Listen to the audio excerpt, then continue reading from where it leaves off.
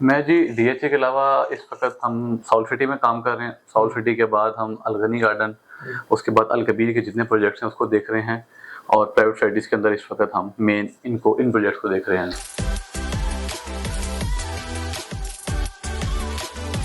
देखिए जी, इस वक़्त लाहौर में 100 प्लस प्रोजेक्ट्स हैं, लेकिन वन ऑफ द बेस्ट जिसकी बात करते हैं उसमें आपका साउथ सिटी आ जाता है, उसमें आपका इतिहाद टाउन आता है, अलगनी गार्डन आ जाता है, अल कबीर के जो प्रोजेक्ट्स हैं वो आ जाते हैं। ये प्रोजेक्ट्स लो कॉस्ट है लेकिन डिलीवर करते हैं।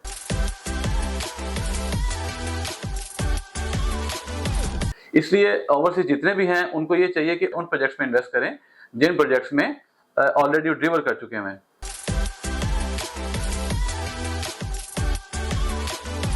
देखें, क्लाइंट्स को मैं ये मैसेज दूंगा कि हमेशा वहां इन्वेस्ट करें जहां पे आपको बेनिफिट हो। सेकेंडली, क्लाइंट को मैं ये बात कहूंगा वो शॉर्टकट में बिल्कुल ना जाया करें।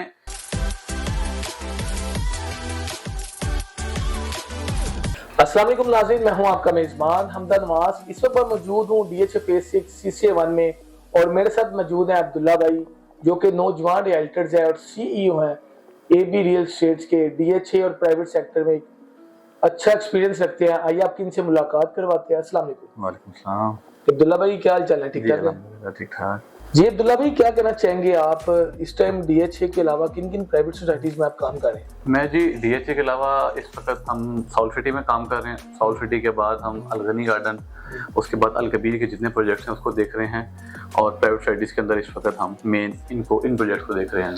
सर, अपने क्लाइंट्स को कहाँ पे इस टाइम इन्वेस्टमेंट करवाएंगे कि उसकी इन्वेस्टमेंट सेफ तो रहे साथ में कुछ प्रॉफिट भी गेन हो, और कौन सी सोसाइटी इस टाइम बेस्ट जा रही है? देखिए जी, इस वक्त लाहौर में 100 प्लस प्रोजेक्ट्स है, लेकिन वन ऑफ द बेस्ट जिसकी बात करते हैं उसमें आपका साउथ सिटी आ जाता है, उसमें आपका इतिहाद टाउन आता है, अलगनी गार्डन आ जाता है, अल कबीर के जो प्रोजेक्ट्स हैं वो आ जाते हैं। ये प्रोजेक्ट्स लो कॉस्ट है लेकिन डिलीवर करते हैं। मैंने आपको पहले बताया कि इस वक्त लाहौर में 100 प्लस प्रोजेक्ट्स इस वक्त काम कर रहे हैं, लेकिन असल बात होती है डिलीवर करना और क्लाइंट को एक चीज़ देना। तो हमदा भाई, हमारा फोकस ये होता है कि हम जो चीज़ को दें कल को बंदा हमें दुआएं दे। स्पेशली हमारे पास जो क्लाइंट है वो ओवरसीज है। आपको पता है जो डीएचए में जितने लोग हैं वो ज़्यादातर मोस्टली ओवरसीज हैं। यहाँ पे लोग जो इन्वेस्ट करते हैं वो हमें बाहर से बैठ कर इन्वेस्ट करते हैं। ऐसे ही आपके ट्रस्ट के ऊपर ही आता है सर। एग्जैक्टली ऐसे ही है। तो सर क्या मैसेज देंगे आप अपने ओवरसीज क्लाइंट्स को, इन्वेस्टर्स को, वो यहाँ पे इन्वेस्टमेंट करें, क्यों करें? देखें, ओवरसीज क्लाइंट को मैसेज ये है कि देखें वो दुनिया के जिस मर्जी कोने पे पैसे कमाते हैं, वो एट द एंड ज़मीन उसको अपने मुल्क पाकिस्तान में ही मिलनी है। ज़मीन से मुराद ये है कि जब उसने दफन होना है तो अपने मुल्क में दफन होना है और उसने रहना है तो अपने मुल्क में रहना है। तो जो हमारा आबाई मुल्क है ये हमारे साथ जुड़ा हुआ है, ये हमारे साथ रहेगा, ये मिट्टी हमारे साथ रहेगी। तो हम भी एट द एंड जब अपने मुल्क में ही हमने आना है तो हमें उसके लिए कुछ ना कुछ इन्वेस्टमेंट करनी ज़रूरी है, ठीक है। इसलिए जितने आपके प्रोजेक्ट्स आते हैं उसमें कोशिश ये करें कि उन प्रोजेक्ट्स में काम करें जो ऑलरेडी डिलीवर कर चुके हैं। जिस तरह इतिहाद टाउन है अपने ऑलरेडी 2 फेज को काम कर रहा है, अब इतिहाद टाउन फेज 3 भी आ रहा है, ठीक है। इस तरह अलगनी अभी प्रोजेक्ट आया है, इनके भी 6 फेज आबाद हैं, इनका 7वां फेज है। अल कबीर है, इनके ऑलरेडी सारे प्रोजेक्ट्स डिलीवर्ड हैं। अब जो इनके नए प्रोजेक्ट्स आ रहे हैं उसके ऊपर हम लोग काम कर रहे हैं। इसलिए ओवरसीज जितने भी हैं उनको ये चाहिए कि उन प्रोजेक्ट्स में इन्वेस्ट करें जिन प्रोजेक्ट्स में ऑलरेडी डिलीवर कर चुके हैं। तो सर क्या मैसेज देंगे आप डीलर्स कम्युनिटी को? आप खुद भी एक नौजवान रियल्टर्स है, नौजवान डीलर्स बड़ा इस फील्ड में आता जा रहा है। हाँ, तो क्या मैसेज देंगे डीलर्स को? तो सबसे पहला मैसेज मेरा ये है कि अपने क्लाइंट को एंटरटेन करें, डे फर्स्ट से लेके डे एंड तक उसको एंटरटेन करें। देखें, आप प्रॉफिट को या अपने फायदों को नहीं देखें, ये देखेंगे आपके क्लाइंट का फायदा किधर है। बेसिकली आप एक कस्टमर बनाएं, पहले ये जब आपके क्लाइंट बन जाएगा वो आपको कई और क्लाइंट देगा, ठीक है। और customer is always a king. तो जो किंग्स होते हैं उनको आपको अपने साथ रखना पड़ता है।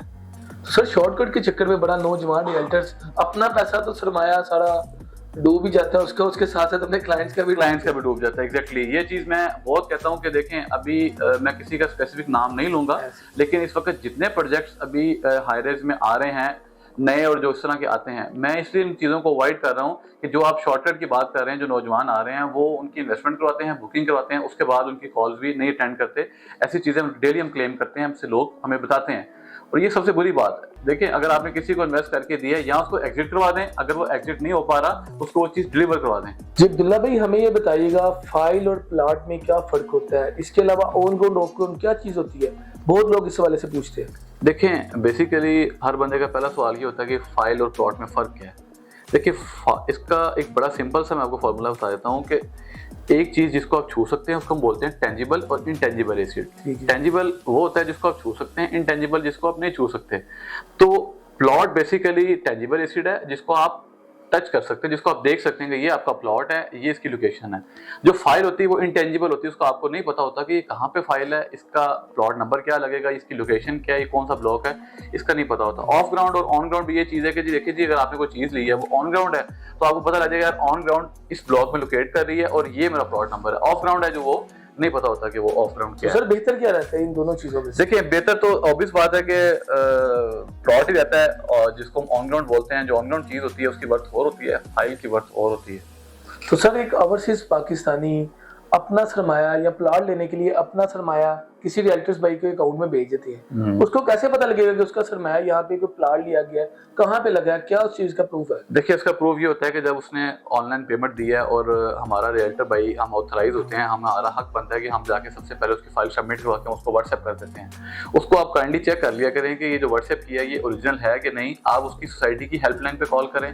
अब हर सोसाइटी ने अपना एक व्हाट्सएप नंबर दिया होता है अपनी वेबसाइट पे, वो व्हाट्सएप नंबर लें, उसको पिक्चर सेंड करें उनको और वहां से वेरीफाई कर लेंगे इज इट क्या ये हमारा प्लॉट ओके है कि नहीं। इस चीज को आप करनी वेरीफाई कर लिया करें। तो सर एक मैसेज अपने क्लाइंट्स के नाम।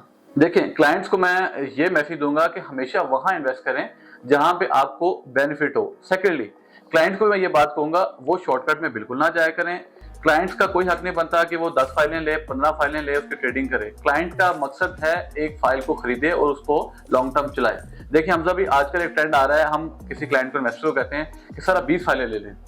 उस 20 फाइल की अगर डाउन पेमेंट 3 लाख रुपया, वो कहता है जी सर जी आपने सिर्फ 3 लाख रुपया देना है तो आपकी ये फाइल हो जाएगी।